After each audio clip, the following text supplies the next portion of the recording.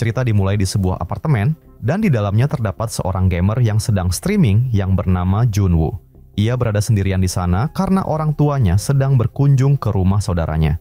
Di tengah permainan, beberapa teman Junwoo mulai mengirim chat tentang berita aneh yang mereka dengar di televisi. Dan karena penasaran, Junwoo pun menyalakan TV di apartemennya. Tiba-tiba muncul peringatan darurat di TV dan juga di ponsel Junwoo. Ternyata pada saat ini telah terjadi sebuah wabah misterius yang mengubah orang-orang menjadi zombie yang ganas. Dan bersamaan dengan itu, di luar apartemennya terlihat kekacauan yang mulai terjadi.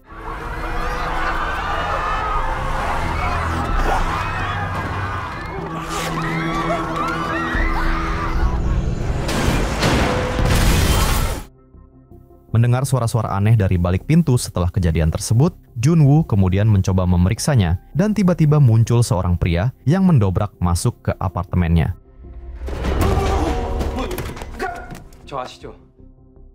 Junwoo berusaha mengusir pria asing yang merupakan tetangga di sebelahnya itu. Namun, karena pria itu berjanji akan pergi setelah menggunakan toilet, Junwoo pun terpaksa mengalah. Pada saat itu, ia mendengar berita tentang penularan virus melalui darah akibat gigitan atau luka. Junwoo yang sadar jika tetangganya tadi terluka, kemudian langsung mengambil pisau dan menodongkan pada pria tersebut. Namun semuanya sudah terlambat, karena pria tersebut kemudian berubah menjadi zombie dan langsung menyerang Junwoo.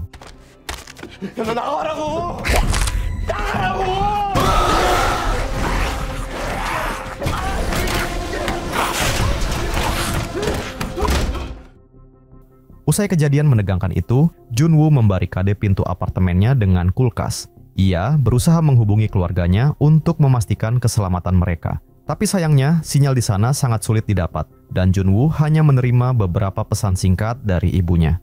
Ibunya mengabarkan bahwa mereka baik-baik saja di tempat perlindungan yang aman. Sang ibu juga meminta Junwoo untuk tetap tinggal di apartemen dan bertahan hidup di sana.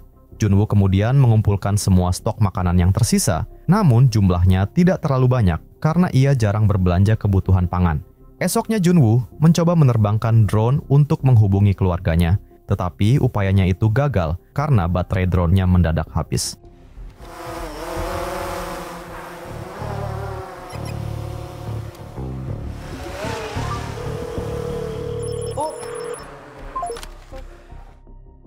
Malam harinya, Junwoo terbangun karena suara seorang polisi yang berjuang melawan gerombolan zombie di luar. Namun, ia sangat kewalahan harus melawan beberapa zombie sendirian.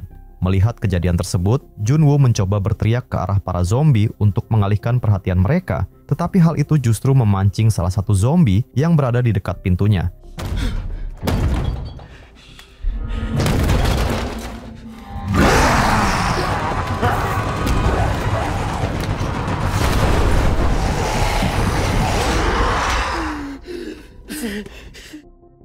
Akibat insiden tersebut, makanan yang ada di kulkas terjatuh semua dan hanya dalam waktu 1 minggu, Junwoo telah menghabiskan stok mie instan terakhirnya.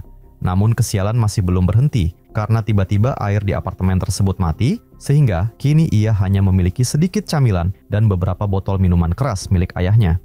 2 minggu kemudian, keadaan Junwoo mulai tidak karuan. Akibat kekurangan makanan dan air putih, Junwoo hanya makan camilan dan minuman keras, sehingga membuatnya berhalusinasi akan keluarganya.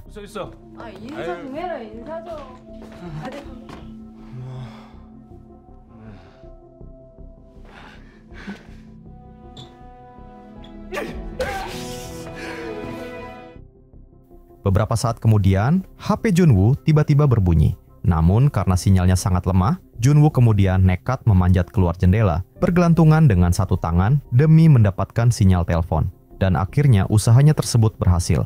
Junwoo akhirnya berhasil tersambung, namun ia justru harus menerima kenyataan pahit ketika ia mendengar jeritan dan kata-kata terakhir keluarganya sebelum diserang zombie.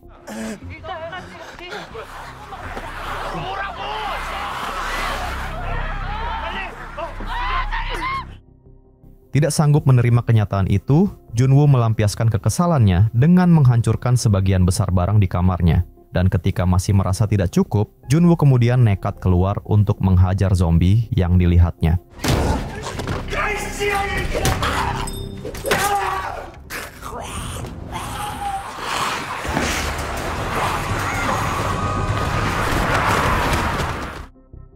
Dan karena jumlah zombinya terlalu banyak, Junwoo kemudian mencoba mundur secara perlahan sampai akhirnya ia berhasil menyelinap masuk ke dalam apartemennya kembali. Malam harinya, ledakan dahsyat mengguncang pusat kota. Seluruh jaringan listrik padam termasuk di apartemen Junwoo. Dan dihadapkan pada kenyataan pahit yang bertubi-tubi, Junwoo pun mulai kehilangan akal sehatnya, sehingga ia memutuskan untuk mengakhiri hidupnya.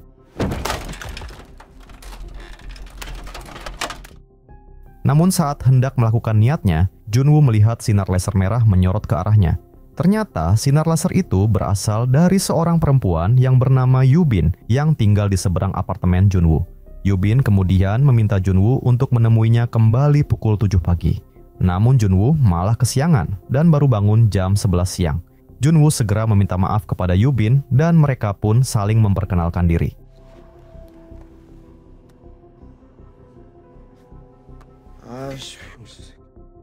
Ketika Junwoo mengatakan bahwa ia membutuhkan makanan, tiba-tiba terdengar suara gaduh dari balik pintu apartemen Yubin, sehingga ia meminta Junwoo untuk menemuinya kembali esok hari. Ternyata suara itu berasal dari zombie yang terjebak perangkap yang dipasang oleh Yubin, dan dia pun langsung menghabisi zombie tersebut.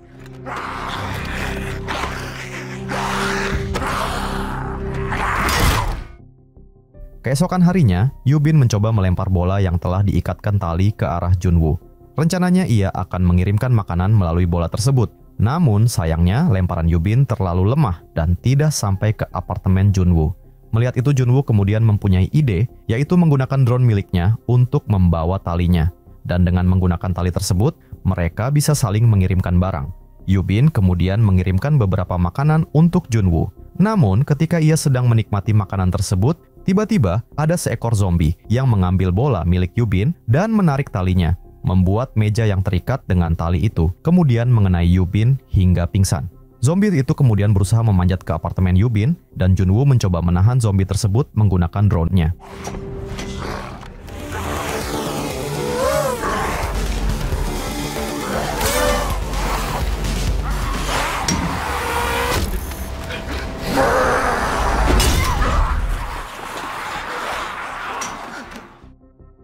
Beberapa saat kemudian, persediaan makanan dari Yubin hanya cukup untuk 2 hari ke depan, sehingga Junwoo memutuskan untuk keluar apartemen dan mencari tambahan makanan. Ia mencoba memberanikan diri memasuki apartemen tetangganya.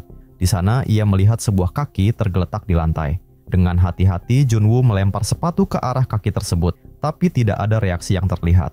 Ia pun mulai menggeledah seluruh ruangan dan menemukan beberapa stok makanan. Namun ketika ia hendak keluar, tiba-tiba ada seekor zombie yang muncul dan menyerangnya.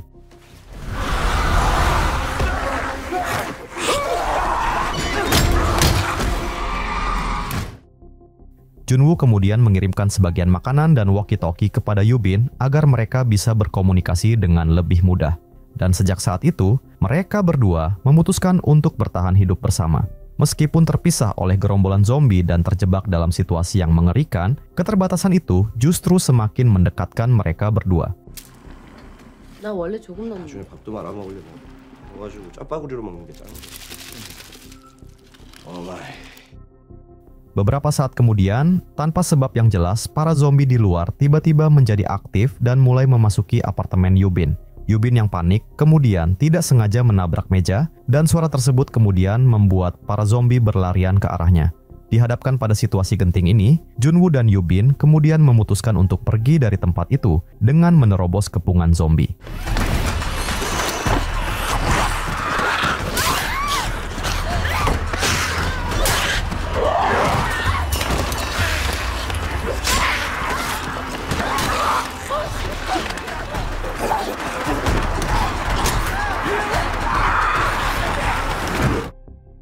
Mereka berdua akhirnya berhasil melewati kepungan zombie dan masuk ke dalam lift.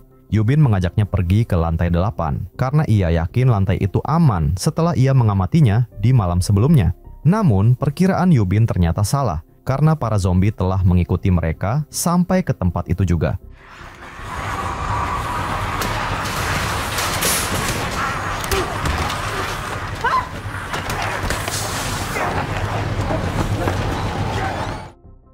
Beruntungnya, muncul seorang pria yang bernama Baesu yang menyelamatkan mereka. Baesu kemudian memberikan mereka makanan dan minuman sambil bercerita bahwa ia sering melihat helikopter yang melintas di sekitar gedung. Namun Yubin masih tampak curiga dan tidak terlalu percaya kepada Baesu. Dan ternyata kecurigaannya terbukti benar. Tiba-tiba Junwoo dan Yubin merasa pusing dan kemudian pingsan. Saat Yubin sudah lemas tidak berdaya, Baesu kemudian membawanya ke sebuah kamar dan mengurungnya di sana. Ternyata ia berencana menjadikan Yubin sebagai santapan untuk istrinya yang telah menjadi zombie.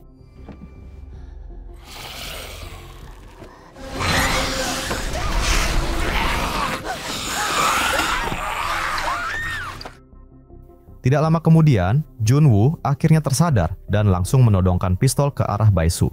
Namun dengan liciknya, Baesu melepaskan tali pengikat istrinya, sehingga Junwoo segera berlari dan berusaha menahan tali tersebut agar Yubin tidak dimangsa zombie. Namun Junwoo tidak kuat menahan talinya hingga akhirnya terlepas.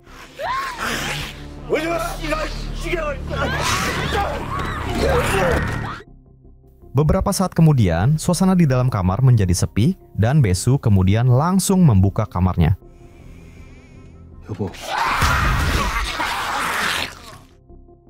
Ternyata Yubin berhasil mengelabui Baesu dan membuat zombie istrinya kemudian menggigitnya. Namun Baesu justru membiarkan zombie tersebut meneruskan gigitannya karena ia sangat mencintai istrinya itu. Dan melihat hal itu, Yubin kemudian langsung mengakhiri penderitaan mereka berdua.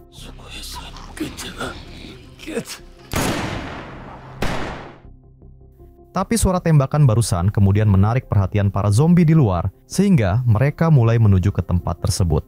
Merasa tidak ada harapan untuk selamat, Yubin kemudian meminta Junwoo untuk mengakhiri hidup mereka. Junwoo tentu saja tidak sanggup melakukannya, namun karena memang sudah tidak ada yang bisa mereka lakukan, ia pun kemudian mencoba menguatkan diri dan hendak menarik pelatuk pistolnya.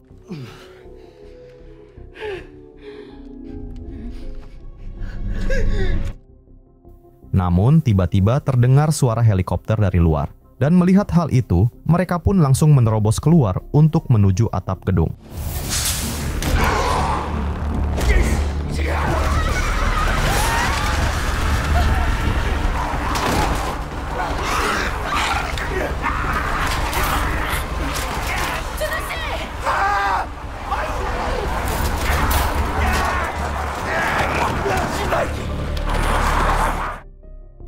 Mereka pun akhirnya sampai ke atas gedung, namun di sana tidak terlihat satupun helikopter yang melintas. Mereka terlihat begitu putus asa karena harapan terakhir mereka sepertinya sudah tidak ada. Junwoo berteriak sekuat tenaga untuk melampiaskan rasa kekesalannya.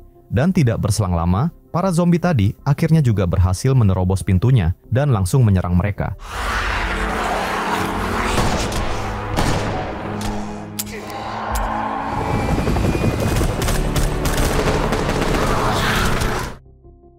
Dan ketika mereka sudah menerima nasib mereka, tiba-tiba muncullah sebuah helikopter yang akhirnya menyelamatkan mereka. Setelah kejadian itu, jaringan internet kemudian mulai pulih, sehingga para survivor yang masih selamat bisa meminta pertolongan melalui postingan sosial media mereka.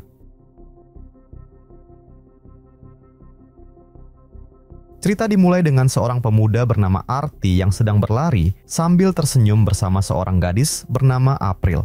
Arti membayangkan mereka sedang berada di taman bunga yang indah, tapi pada kenyataannya mereka sebenarnya sedang dikejar segerombolan zombie.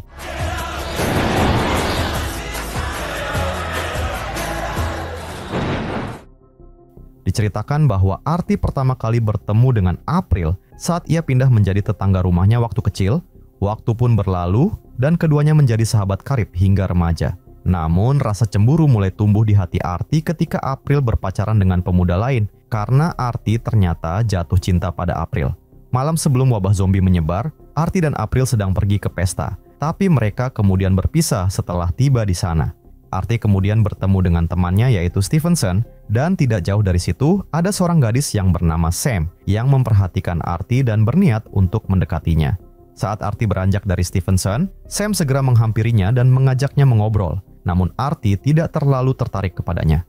Tiba-tiba Stevenson memberitahu Arti dari balik jendela bahwa April sedang bertengkar dengan pacarnya. Mendengar hal itu, Arti langsung mencari April dan meninggalkan Sam begitu saja. Melihat Arti datang, pacar April yang bernama Brady malah menghinanya. Arti pun mencoba mengajak April pergi dari situ. Namun April justru mengusir Arti, sehingga ia terpaksa pergi. Saat Artie merasa kecewa dengan dirinya sendiri karena merasa pengecut, Stevenson kembali menghampirinya.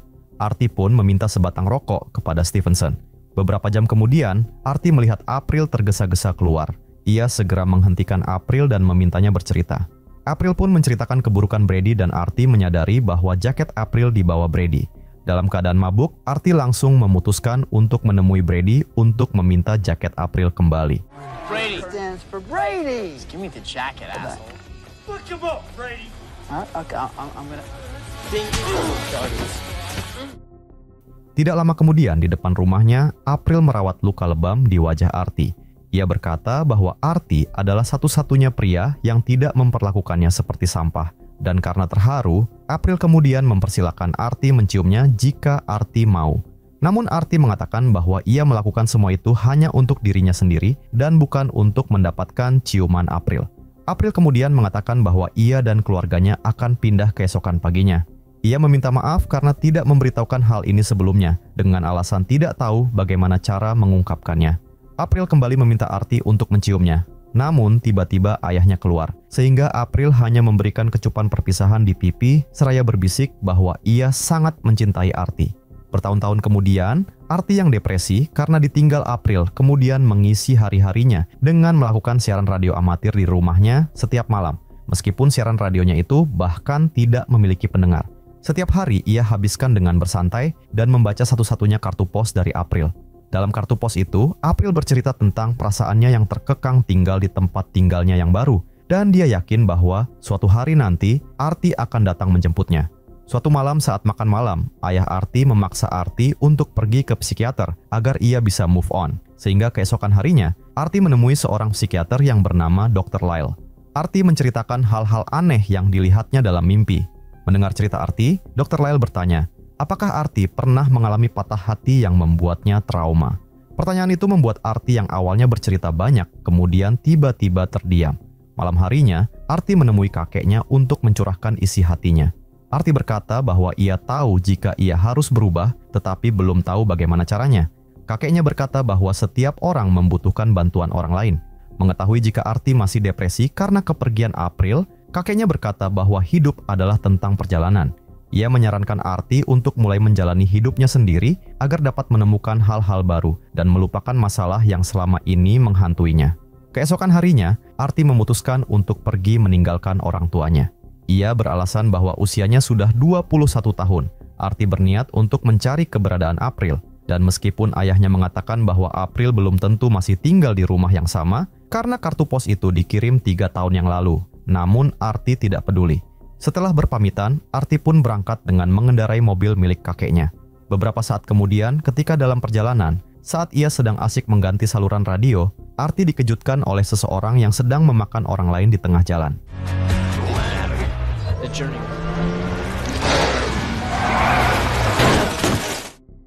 Artie kemudian mencoba bangkit dan pergi dari tempat itu.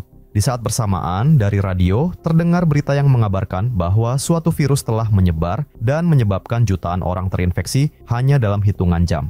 Pihak berwenang meminta warga yang selamat untuk segera menuju tempat penampungan darurat karena tidak aman untuk tinggal di rumah. Dalam kondisi terluka, Artie memutuskan untuk kembali pulang dengan berjalan kaki. Sialnya, orang yang dilihatnya di jalan tadi terus mengikutinya dan berusaha menyerangnya.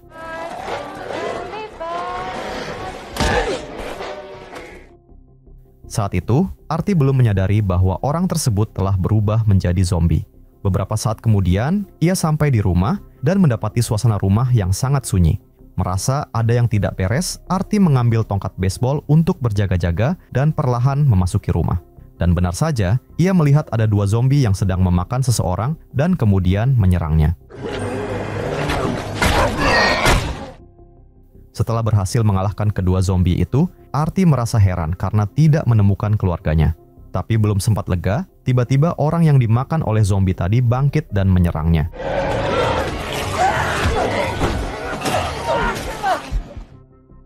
Zombie itu sempat menggigit Artie, dan dalam keadaan panik, Artie berusaha mengobati lukanya sendiri.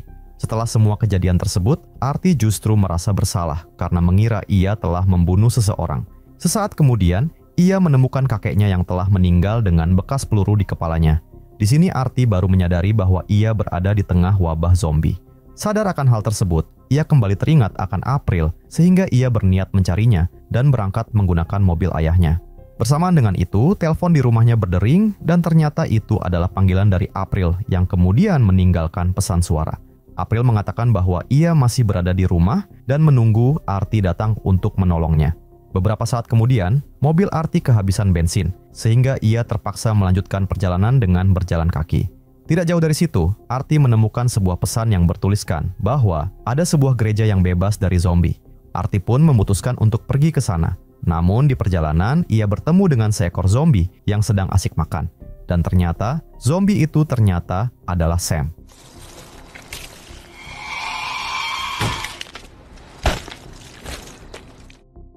Saat melanjutkan perjalanan, Arti hampir saja menghabisi seekor zombie yang dirantai. Ia melihat sebuah tenda dan mencoba membukanya, namun tiba-tiba dihentikan oleh seorang pria yang bernama Jack. Arti menjelaskan bahwa ia sedang menuju sebuah gereja berdasarkan pesan yang dibacanya, karena ia tidak mengerti apa yang sedang terjadi.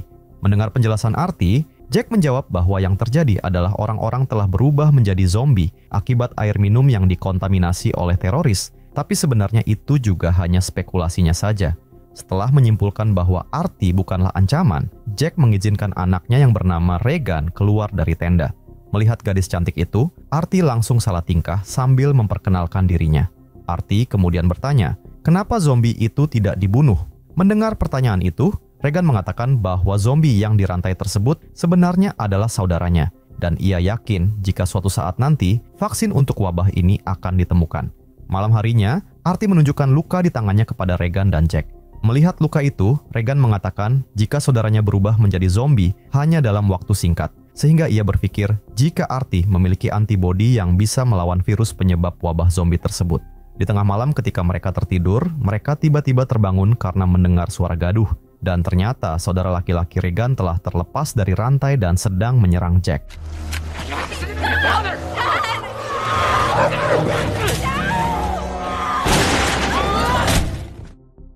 Keesokan harinya, Arti dan Regan memutuskan untuk pergi ke gereja menggunakan kendaraan yang mereka temukan di jalan. Namun, tiba-tiba muncul beberapa zombie yang menyerang mereka.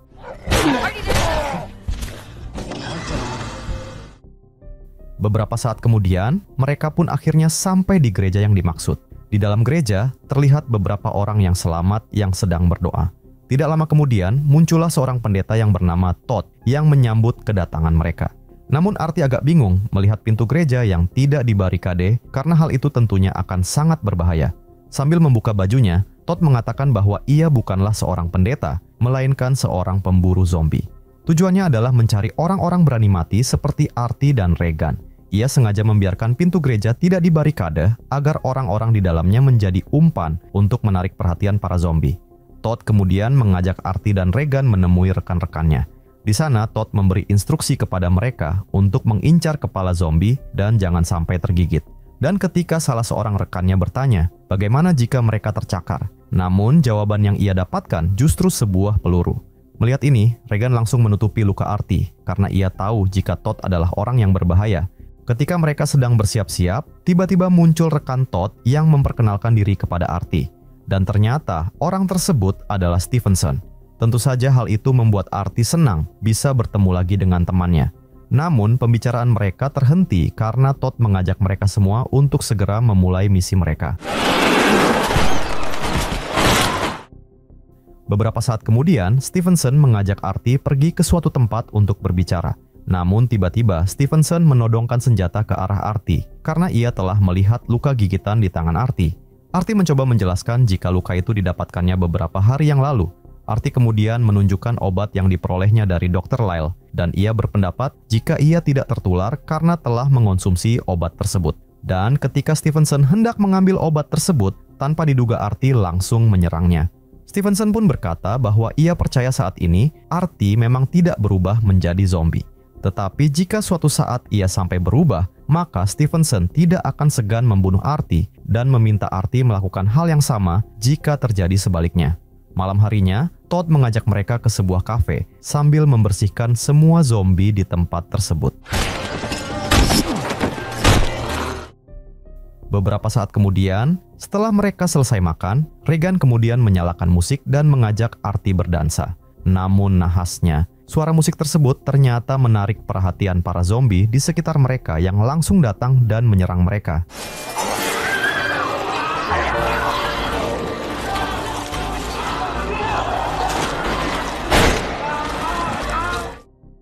Dalam perjalanan, dengan rasa sesal karena tidak dapat menyelamatkan Regan, Artie berkata bahwa ia harus segera menemukan April. Keesokan harinya, ketika mereka sedang beristirahat, Stevenson bertanya kepada Artie, bagaimana jika April sudah menjadi zombie? Pertanyaan ini membuat Artie sedikit marah, karena ia sangat berharap bisa bertemu dengan April. Namun, Stevenson menjelaskan bahwa mereka harus bersiap dengan segala kemungkinan yang bisa terjadi. Beberapa saat kemudian, Stevenson merasa sakit perut dan meminta izin untuk pergi. Tapi setelah Stevenson pergi, tiba-tiba muncul seekor zombie yang ternyata adalah Brady alias mantan April.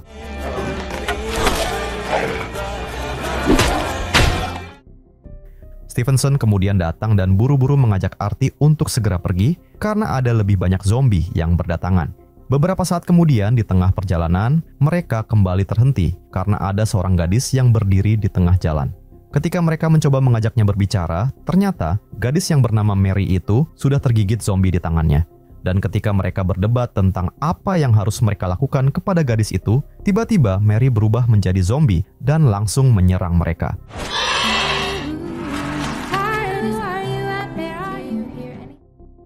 Sayangnya, akibat serangan barusan, Stevenson kemudian terkena gigitan. Stevenson yang merasa dirinya sudah terinfeksi, kemudian berniat mengakhiri hidupnya sendiri, namun Artie segera mencegahnya. Tapi tekad Stevenson sudah bulat dan meminta Artie untuk menghabisinya. No. Beberapa saat kemudian, Artie akhirnya sampai di rumah April, dan di sana ia langsung disambut oleh beberapa zombie.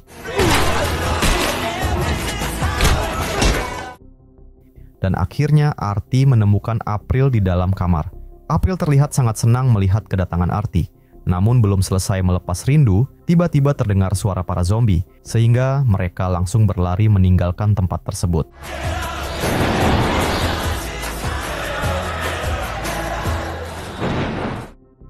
Setelah berhasil lolos dari kejaran zombie, Artie bercerita kepada April bahwa Dr. Lyle pernah memberinya obat eksperimen yang sebenarnya digunakan untuk obat depresi untuknya.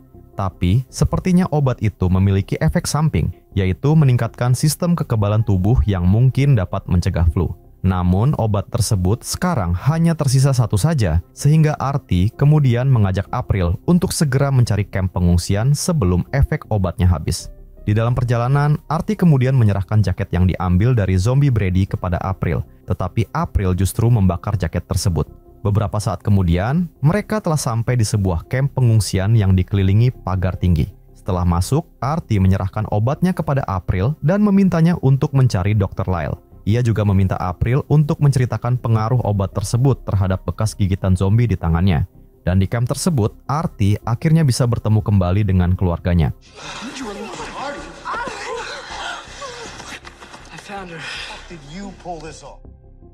Malam harinya, Artie menceritakan tentang khasiat obat tersebut, meskipun ia sebenarnya tidak mengetahuinya dengan pasti. Yang ia tahu, sejauh ini ia tidak menunjukkan gejala infeksi virus zombie, meskipun telah tergigit.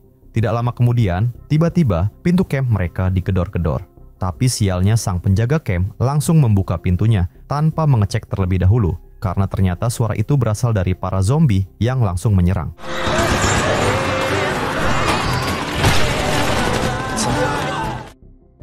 Melihat keluarganya dibantai dan dimakan oleh para zombie, Artie berusaha sekuat tenaga melindungi April. Namun ternyata efek obatnya telah hilang, sehingga Artie kini perlahan menunjukkan gejala infeksi zombie. Melihat itu, dengan berat hati April terpaksa harus membunuh Artie. Beberapa saat kemudian, setelah kejadian barusan, April melanjutkan perjalanannya untuk mencari keberadaan Dr. Lyle. Cerita dimulai di malam Natal, terlihat seorang pria bernama Manel yang datang ke rumah adiknya, yaitu Belen, bersama dengan istrinya, yaitu Julia. Manel terlihat begitu sayang kepada keponakannya yang masih kecil, tapi ia dan istrinya memiliki masalah tentang keinginan mereka untuk mempunyai anak, karena Manel masih merasa dirinya belum siap memiliki anak. Ketika mereka pulang, mereka masih cekcok tentang hal tersebut, sampai membuat Julia yang sedang menyetir tidak fokus dan membuat mereka mengalami kecelakaan.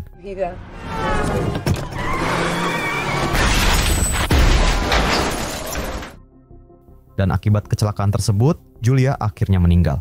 1 tahun kemudian, Manel masih merasa sedih pasca kepergian istrinya. Ia hanya tinggal bersama kucing kesayangannya di rumah itu. Suatu pagi ketika ia sedang sarapan, terlihat berita yang menyebutkan tentang virus TSJ yang mulai menyebar. Namun Manel tidak terlalu memperhatikan berita tersebut dan memutuskan untuk pergi berbelanja.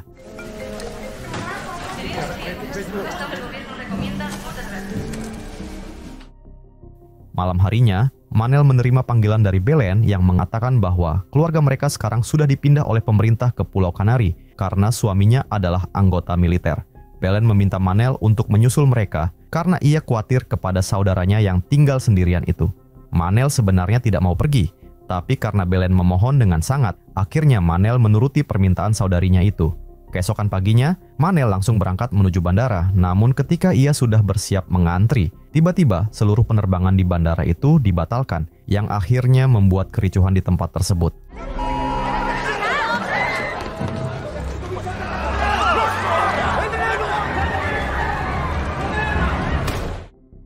Manel kemudian hendak kembali pulang ke rumahnya, tapi jalanannya sangat macet, sehingga ia kemudian memutuskan untuk berjalan kaki. Beberapa saat kemudian, ketika ia sudah sampai di komplek perumahannya, tiba-tiba ia dikejutkan dengan keributan yang terjadi di rumah tetangganya yang disinyalir telah terinfeksi virus TSJ.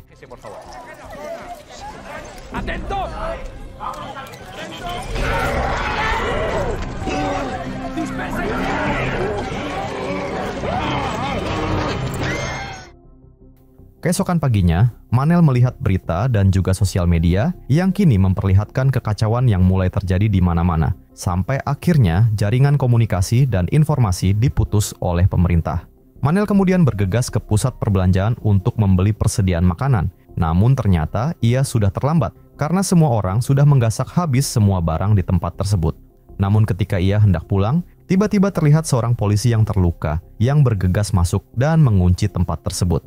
Tidak lama kemudian, orang-orang mulai berlarian ketika ada seekor zombie yang menyerang polisi lainnya.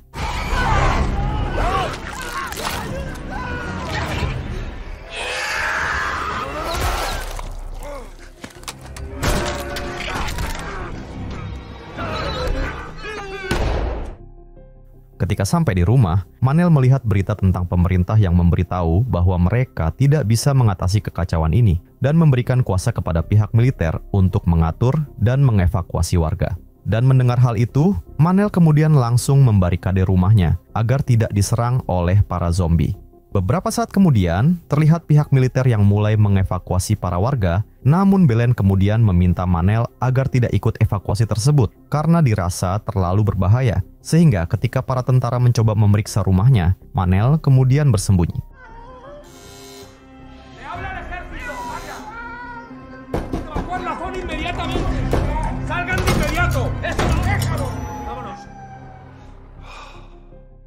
Dua minggu kemudian, sebagian besar para warga di kompleks itu sudah dievakuasi oleh pihak militer. Sementara Manel sekarang sudah mulai kehabisan persediaan makanan. Ia selalu mencoba mengirimkan pesan video kepada Belen, namun semua pesannya tidak ada yang terkirim. Dan meskipun dirasa berbahaya, akhirnya Manel memutuskan untuk keluar dan mencari persediaan makanan di setiap rumah tetangganya. Tapi setelah mencoba mencari ke beberapa rumah, ternyata ia tidak bisa menemukan stok makanan satupun. Sampai ketika ia tiba di rumah Gabriela, yang ternyata masih ada di rumah tersebut karena ia ditinggal oleh keluarganya ketika dievakuasi. Gabriela mengatakan bahwa ia tidak punya persediaan makanan juga, tetapi ia kemudian menunjukkan rumah-rumah di sekitar yang kemungkinan besar memiliki persediaan makanan. Manel kemudian mulai memasuki rumah tersebut satu persatu, dan sesuai dengan petunjuk Gabriela, Manel akhirnya mendapatkan stok makanan yang cukup banyak.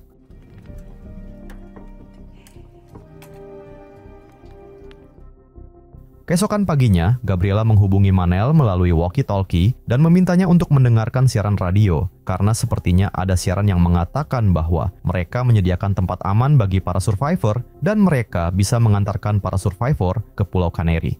Mendengar itu, Manel kemudian mengajak Gabriela untuk pergi bersama-sama, namun ketika ia hendak menjemputnya, Ternyata Gabriela telah mengakhiri hidupnya karena ia tidak mau membebani Manel dengan membawa orang yang tidak bisa berjalan sepertinya. Manel terlihat begitu sedih dan ia segera meninggalkan rumah Gabriela. Namun di tengah perjalanan, tiba-tiba muncul seekor zombie yang menyerangnya.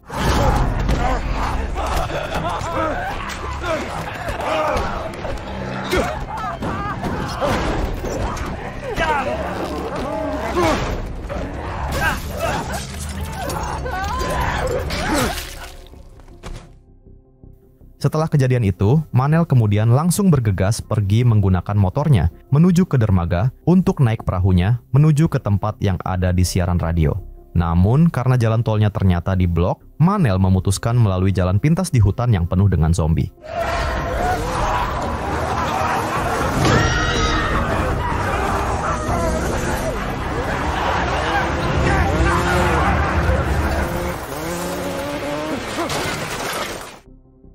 Manel yang terjatuh kemudian segera bergegas mengambil kembali sepeda motornya. Tapi ternyata sepeda motor tersebut mogok sehingga ia harus berlari dari kejaran para zombie.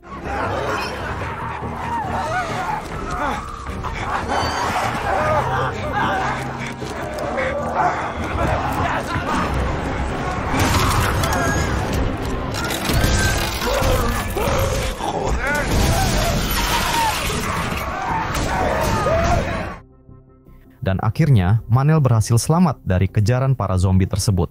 Ia pun segera menaiki perahunya dan mencoba menghidupkannya, tetapi ia tidak bisa karena bensinnya ternyata habis. Namun, tiba-tiba ia mendengar suara dari dalam kabin perahunya, sehingga Manel mencoba mengeceknya.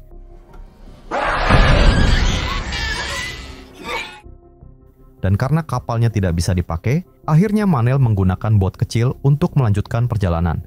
Namun, sebelum tiba di sisi seberang pulau, tiba-tiba botnya rusak sehingga ia terjebak di tengah laut. Tapi untungnya, muncul sebuah kapal lain yang kemudian menyelamatkannya.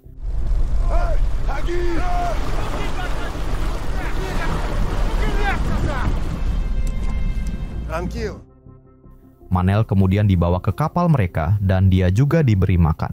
Tidak lama kemudian muncul seorang pria bernama Victor dan juga kapten kapal yang bernama Ushakov. Ternyata ini adalah kapal dari Ukraina, sehingga mereka tidak mengerti bahasa satu sama lain, dan hanya Victor saja yang bisa berkomunikasi dengan Manel. Victor kemudian mengantar Manel ke kamar tidur, namun ketika ia hendak terlelap, tiba-tiba terdengar suara minta tolong dari luar.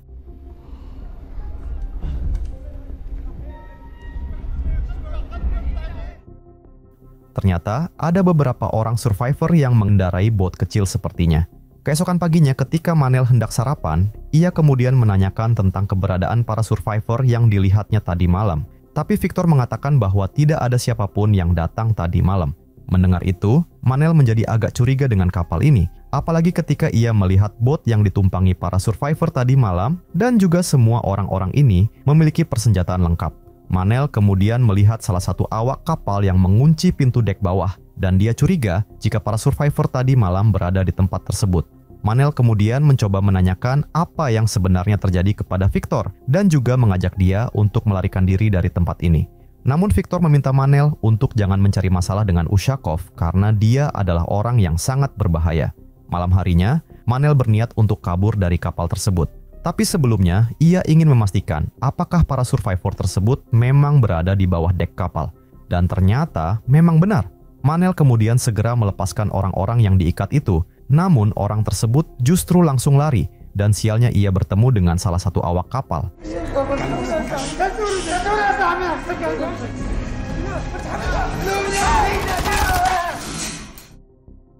Awak kapal itu langsung berteriak meminta bantuan, dan muncullah Victor di belakangnya.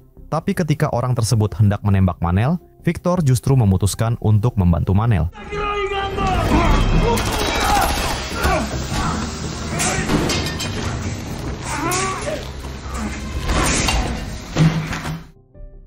Mereka bertiga kemudian mengendap-endap menuju keluar untuk melarikan diri. Namun ketika mereka sudah bersiap untuk menghidupkan kapalnya, tiba-tiba mereka ketahuan oleh para awak kapal yang langsung menembaki mereka.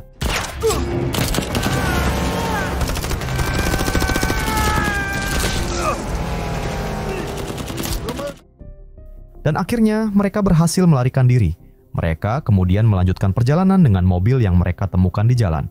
Viktor yang tertembak kemudian menceritakan bahwa Ushakov berniat untuk membuat tempat perlindungan bagi orang-orang yang tunduk kepadanya, sementara orang yang tidak mau tunduk akan langsung dihabisi. Mereka sekarang berniat menuju ke rumah sakit terdekat untuk mengobati Viktor. Sekaligus, di tempat tersebut seharusnya ada helikopter yang bisa mereka pakai menuju ke Pulau Kanari. Namun begitu mereka sudah tiba di rumah sakit, ternyata helikopternya sudah tidak ada.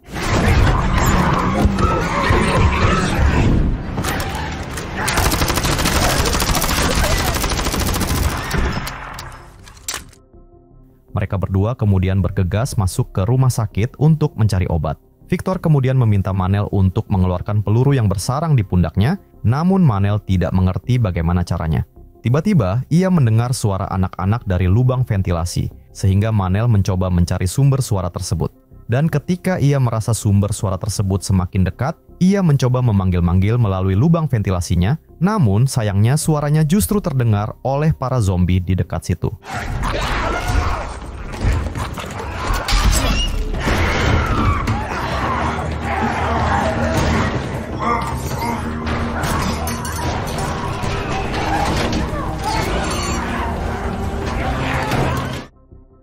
Setelah mendengar suara Manel yang meminta tolong melalui saluran ventilasi tadi, kemudian muncul seorang perawat bernama Lucia yang menyelamatkan mereka.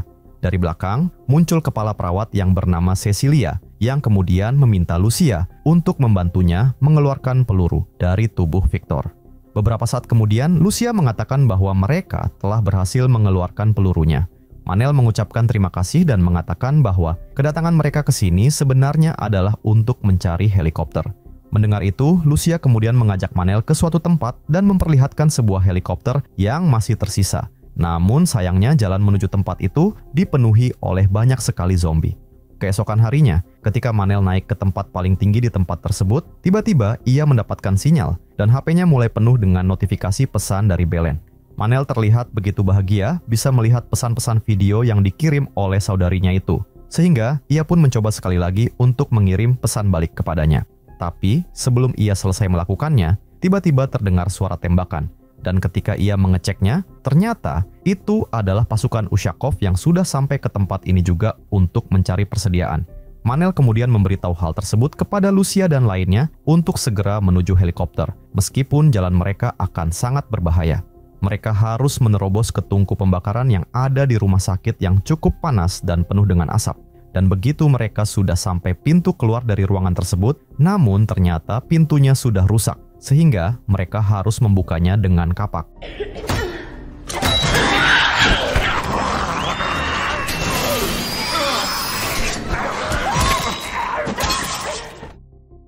Cecilia yang telah tergigit kemudian meminta mereka untuk melanjutkan perjalanan tanpa dirinya.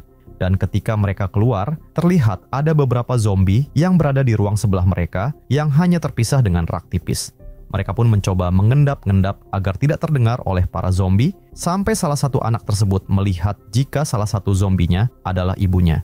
Suara anak tersebut mulai menarik perhatian para zombie, sehingga mereka langsung mulai bergerak untuk menyerang.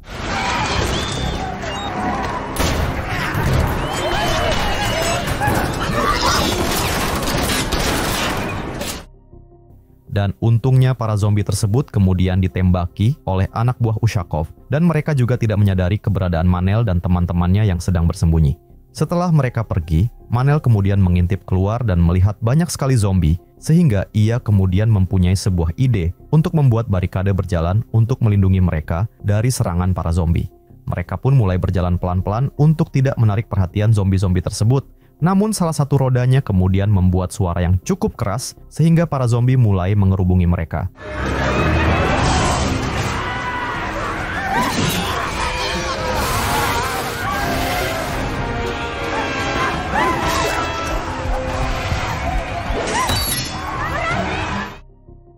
Dan untungnya mereka berhasil memasuki area helikopter. Namun ketika Viktor hendak menyalakannya, ternyata helikopter tersebut tidak mau menyala, sehingga ia masih butuh waktu untuk mencari masalahnya. Manel pun mencoba menahan para zombie tersebut yang mulai masuk satu persatu.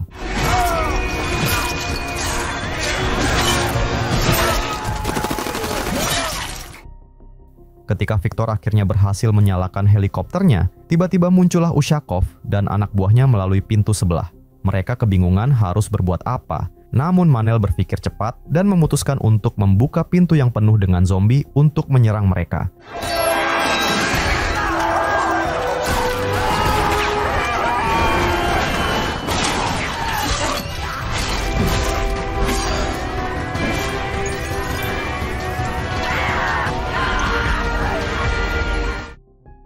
Dan akhirnya mereka berhasil melarikan diri dari serangan para zombie sekaligus pasukan Ushakov. Beberapa saat kemudian, mereka bisa dengan tenang melanjutkan perjalanan menuju ke Pulau Kanari. Dan ketika sudah dekat dengan tempat tujuan, Belen akhirnya berhasil menghubungi Manel melalui HP-nya. Suara panggilan tersebut terputus-putus, namun ia bisa mendengar bahwa Belen melarang mereka untuk datang ke Pulau Kanari, karena virus tersebut sekarang juga sudah menyebar di sana. Bersamaan dengan itu, terlihat beberapa pesawat tempur yang menuju ke tempat tersebut juga.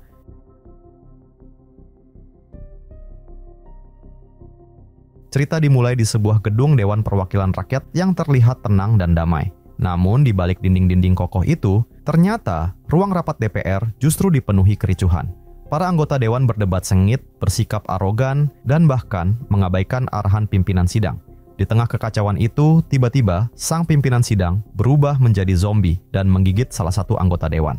Kejadian tidak terduga itu memicu kekacauan luar biasa dan memaksa gedung DPR untuk di-lockdown.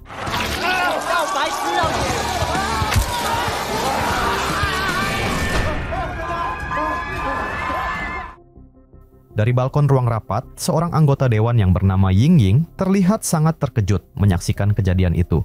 Ia pun berniat untuk segera meninggalkan gedung. Ying Ying sebenarnya hanyalah warga biasa yang tinggal di pesisir pantai. Ia menjadi anggota dewan hanya untuk satu tujuan saja, yaitu melindungi rumahnya dari rencana penggusuran akibat pembangunan pabrik kimia milik perusahaan asing. Kabarnya, pabrik tersebut terkontaminasi virus rabies yang dapat membuat orang menjadi ganas. Namun, para anggota dewan yang korup justru mendukung pembangunan pabrik itu dengan dalih meningkatkan perekonomian negara dan mempererat hubungan diplomatis. 6 bulan sebelum wabah zombie terjadi, terlihat seorang satpam yang bernama Yu Wei yang bertugas melindungi Ying Ying.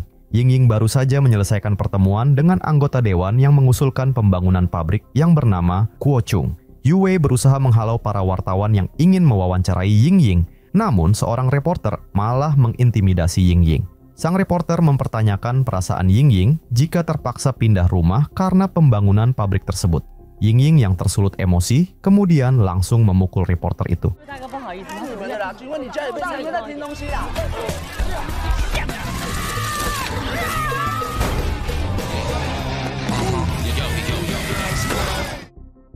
Akibat kejadian tersebut, Ying Ying mendapat tekanan dari Kuo Chung hingga akhirnya ia terpaksa meninggalkan jabatannya.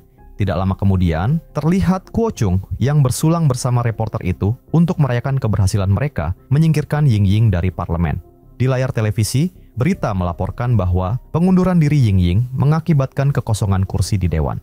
Ironisnya Yu Wei yang saat itu berusaha melerai justru menjadi sorotan publik karena dianggap membela sang jurnalis, sehingga banyak orang yang mendorong Yu Wei untuk mencalonkan diri pada pemilihan berikutnya. Menyaksikan berita itu, Kuo Chung mendapatkan ide untuk mendukung pencalonan Yu Wei. Ia berharap dengan terpilihnya Yu Wei, tidak akan ada lagi anggota dewan yang menghalangi rencananya untuk meraup keuntungan dari pembangunan pabrik kimia tersebut.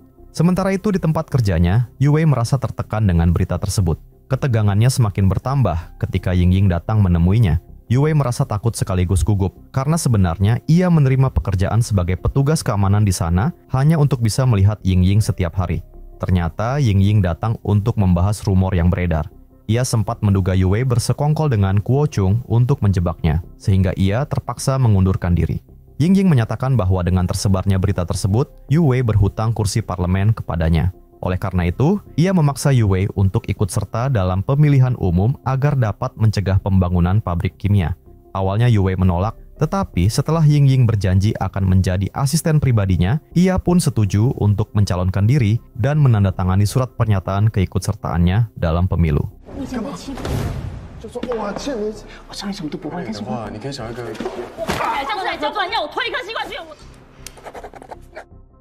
Setelah itu, Yu Wei mulai berkampanye bersama Kuo Chung sampai akhirnya ia terpilih menjadi ketua komite. Karena berada di bawah pengaruh Kuo Chung, Yue kemudian justru menyetujui pembangunan pabrik. Ia berdalih bahwa virus dari limbah pabrik dapat diatasi dengan pengawasan yang ketat. Dan mendengar keputusan itu, Yingying merasa sangat kecewa dan berniat untuk mengundurkan diri. Melihat reaksi Yingying, Yue mencoba menjelaskan bahwa persetujuan proyek tersebut akan membawa dukungan dari Kuo Chung sehingga pengaruh mereka akan semakin kuat. Yue bahkan menegaskan bahwa dialah anggota dewan yang sebenarnya, sedangkan Yingying hanyalah asisten. Mendengar hal itu, Yingying dengan emosional mengungkapkan bahwa lokasi pembangunan pabrik tersebut adalah tempat di mana ia dibesarkan. Yue yang awalnya mengira Yingying menginginkan kekuasaan, akhirnya menyadari bahwa Yingying hanya ingin melindungi rumahnya. Ia pun segera meminta maaf. Namun, Yingying yang telah terlanjur kecewa kemudian memaksa Yue untuk menandatangani surat pengunduran dirinya dan pergi meninggalkan Yue.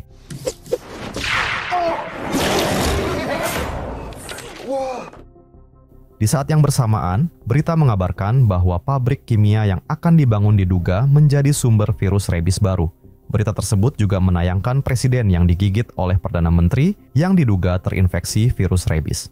Meskipun juru bicara kepresidenan menyatakan bahwa presiden telah mendapatkan perawatan, para anggota dewan tetap mengadakan rapat darurat dan meminta presiden untuk hadir guna memberikan penjelasan terkait proyek pembangunan pabrik tersebut.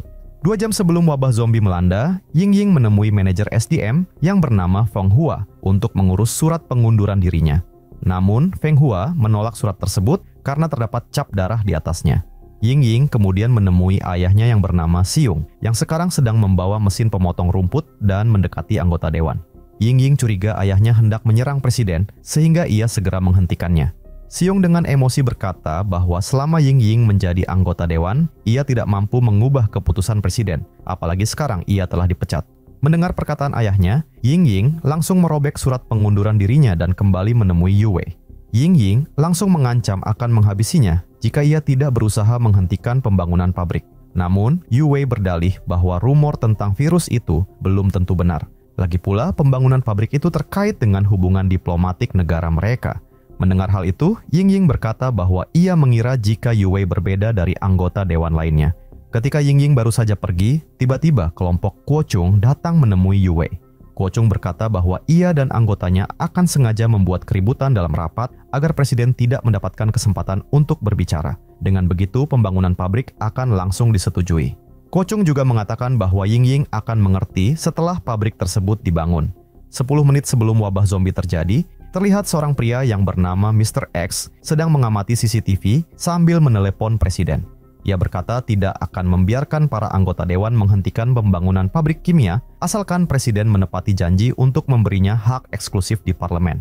Sementara itu di ruang rapat, presiden disambut dengan lemparan barang oleh para anggota dewan, ditambah lagi dengan aksi keributan yang telah direncanakan oleh kelompok Kuo Chung. Melihat kekacauan tersebut, Yingying memerintahkan Yue untuk menghentikan aksi kelompok Kuo Chung. Namun, Kuo Chung dan anak buahnya kemudian merantai pintu ruang rapat dan menelan kunci gemboknya.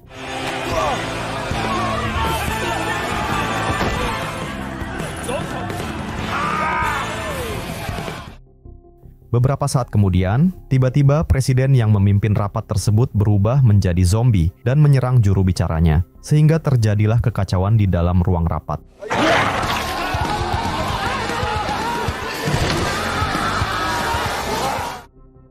Tidak lama kemudian, Feng Hua yang tidak mengetahui situasi di dalam ruang rapat, kemudian masuk melalui pintu ruang mekanik yang tidak dirantai oleh Kuo Chung. Dan ia sangat terkejut ketika melihat sesosok zombie di depannya.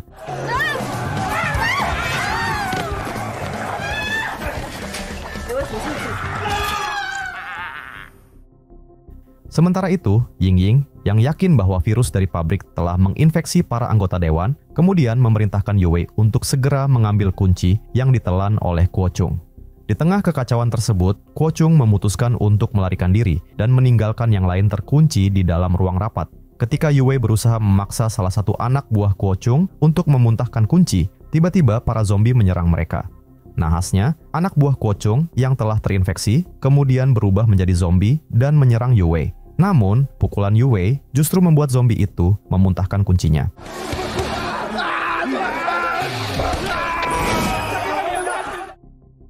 Ketika Yue akhirnya berhasil membuka pintunya, tiba-tiba ada seekor zombie yang menyerang. Yue berhasil menendang zombie itu keluar ruangan. Namun pada saat yang bersamaan, ruangan tersebut kemudian di-lockdown, sehingga Yue terpaksa bertahan menghadapi serangan para zombie. Sementara itu, seorang penjaga keamanan yang bernama Taeyu juga berusaha untuk keluar, tapi usahanya sia-sia. Tidak lama kemudian, Taeyu menerima telepon dari Biro Penyakit yang menyatakan bahwa gedung tersebut harus diisolasi karena semua anggota dewan dan bahkan presiden telah terinfeksi virus rabies. Namun, tiba-tiba, zombie yang ditendang Yue tadi kemudian menyerang Taeyu.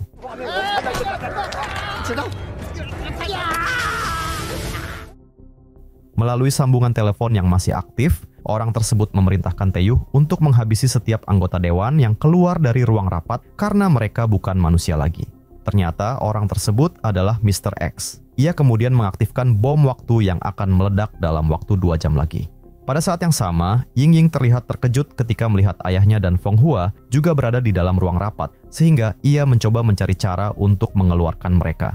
Ying kemudian meminta semua wartawan yang ada di lantai atas untuk membuka baju mereka dan menjadikannya tali untuk memanjat keluar. Tapi wartawan yang dulu pernah dihajar oleh Ying kemudian muncul dan meminta Ying untuk membuka bajunya terlebih dahulu. Tanpa pikir panjang, Ying langsung menghajarnya lagi. Setelah semua baju diikat menjadi tali, Ying segera menurunkannya ke dalam ruang rapat dan meminta ayahnya dan Feng Hua untuk naik. Namun tiba-tiba muncul seekor zombie yang menyerang Feng Hua.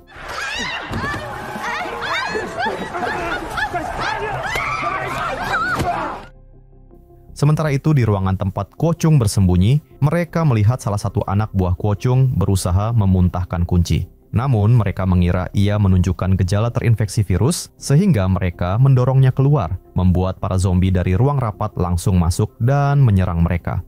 Melihat hal itu, Kuo Chung langsung kembali ke ruang rapat. Tapi ketika ia melihat Siung sedang berusaha memanjat tali, Kuo Chung langsung menarik Siung dan mengatakan bahwa pejabatlah yang berhak naik terlebih dahulu.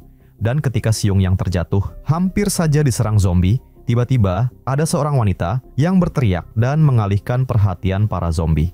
Menyadari bahwa zombie-zombie tersebut sangat sensitif terhadap suara, Yue kemudian meminta Siung untuk diam dan bergerak perlahan. Ying kemudian melemparkan sebuah kamera untuk memecahkan kaca jendela dengan tujuan untuk membuat jalan untuk menurunkan tali lagi. Namun, aksi tersebut justru membuat para zombie menyadari keberadaan Yue dan Siung dan langsung menyerang mereka.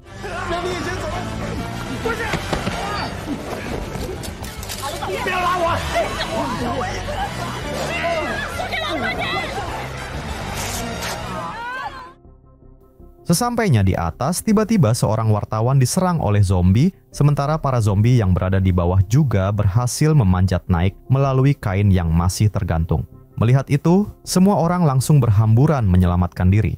Yue menggedor-gedor pintu, dan untungnya muncul Taeyu yang membuka pintunya. Namun di tengah kekacauan tersebut, Kuo Chung dengan tega mendorong Ying keluar.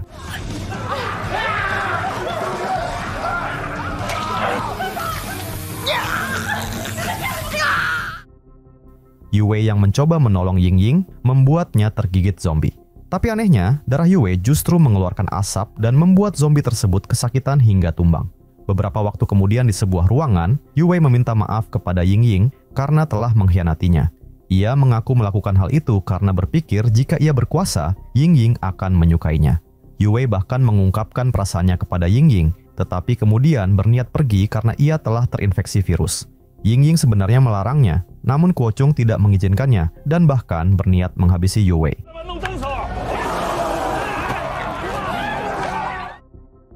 Setelah memperhatikan mata Yue yang tidak memerah, mereka semua yakin bahwa ia tidak terinfeksi virus.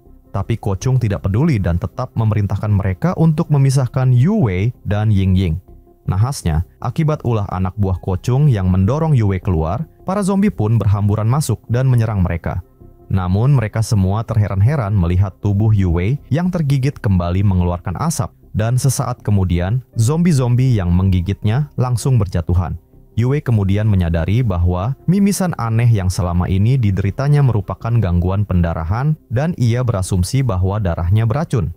Dugaannya terbukti benar ketika darahnya berhasil membunuh seekor zombie. Melihat hal itu, mereka pun memanfaatkan darah yang keluar dari tubuh Yue untuk menghajar zombie-zombie tersebut.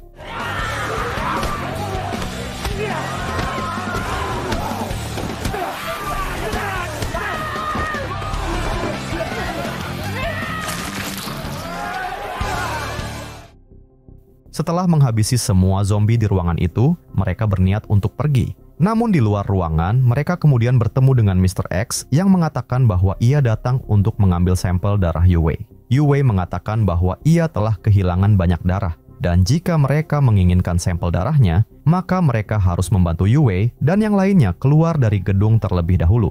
Tapi Mr. X menolaknya dan berniat untuk membunuh mereka semua.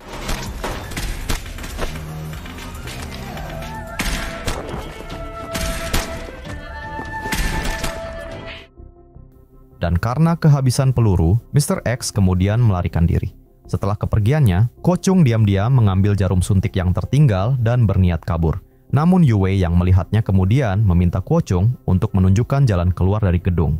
Awalnya Ko Chung menolak, tapi setelah dipaksa oleh Yue, akhirnya ia memberitahu bahwa di bawah podium terdapat lorong rahasia. Sayangnya kunci untuk membuka lorong tersebut dipegang oleh juru bicara kepresidenan, dan podium itu berada di ruang rapat. Mereka pun berencana untuk kembali ke ruang rapat secara diam-diam dengan mengandalkan kekuatan darah Yue.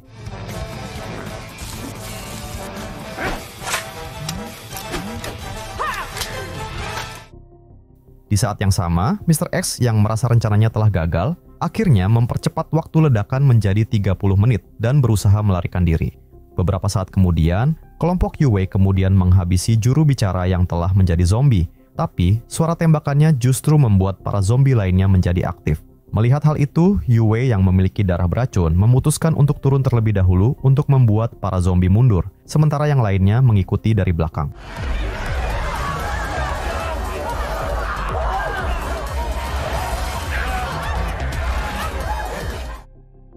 Namun, situasi kembali menegangkan ketika Ko Chung tiba-tiba berteriak menggunakan pengeras suara. Tiba-tiba muncul seekor zombie yang menyerang Ko Chung dari belakang. Tapi meskipun telah terinfeksi, Ko Chung masih sempat mengambil darah Yue dan kunci dari saku juru bicara, lalu melarikan diri melalui lorong rahasia tersebut. Pada saat yang sama, Feng Hua dan Ying Ying dikepung oleh para zombie akibat suara dari pengeras suara. Sementara, kekuatan darah Yue semakin berkurang. Melihat situasi genting tersebut, Xiong dengan nekat mengorbankan dirinya. Ia melemparkan pengeras suara menjauh agar para zombie tidak lagi mengejar mereka. Menyadari dirinya telah terinfeksi, Xiong meminta Ying Ying untuk pergi, sementara ia akan menahan para zombie menggunakan sisa darah Yue.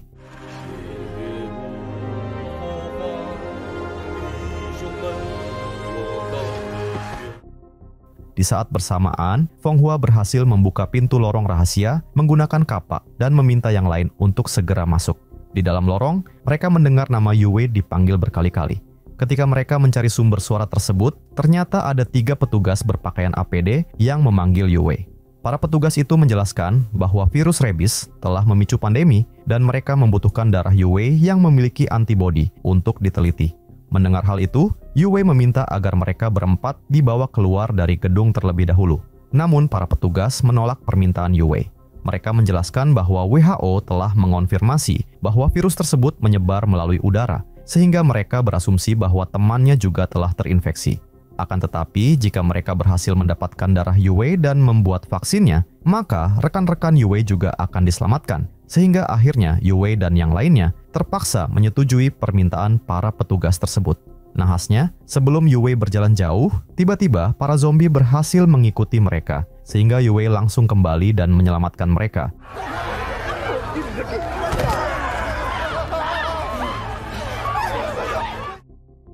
Namun di dalam ruangan itu ternyata ada Ko Chung yang telah bermutasi menjadi zombie mengerikan akibat menyuntikkan darah Yue ke dalam tubuhnya yang sudah terinfeksi virus, dan Ko Chung kemudian langsung menyerang mereka.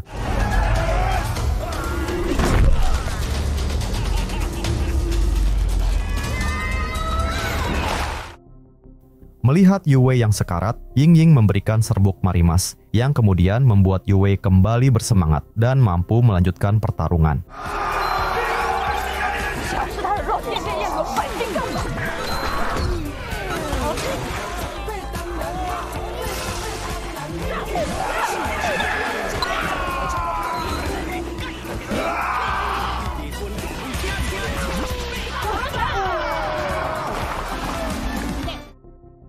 Setelah bertarung cukup lama, akhirnya mereka berhasil mengalahkan Ko Chung yang tertimpa sebuah plakat besar.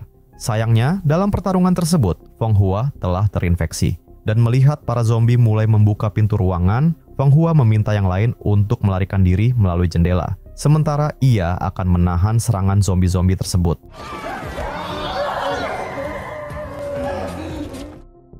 Dengan susah payah, mereka akhirnya berhasil keluar melalui jendela kecil tersebut. Tapi ketika sampai di luar, mereka melihat anak-anak sekolah sedang berolahraga yang kemudian langsung berhamburan ketika melihat mereka yang berlumuran darah. Sementara itu di dalam gedung, Mr. X tadi ternyata masih terkurung di dalam, hingga akhirnya ia tewas akibat ledakan bom yang ia aktifkan tadi.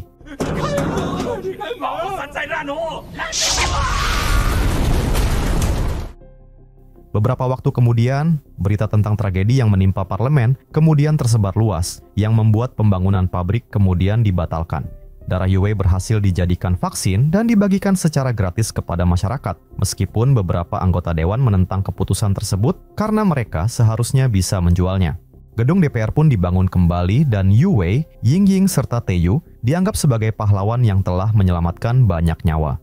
Yue kemudian memberikan surat pengunduran diri Yingying yang telah ia setujui, karena tujuan Yingying mencegah pembangunan pabrik telah tercapai. Namun Yingying mengatakan bahwa mulai hari ini ia rela menjadi tanggung jawab Yue. Beberapa waktu pun berlalu, sekelompok pria yang berpenampilan serupa dengan Kuo Chung dan kelompoknya kemudian melakukan protes. Mereka menolak keputusan Yue yang menggratiskan vaksin dari darahnya. Namun Yue mengatakan bahwa semua yang ia lakukan bukanlah untuk kepentingan politik, melainkan demi melindungi rumahnya. Mendengar pernyataan tersebut, kericuhan pun kembali terjadi.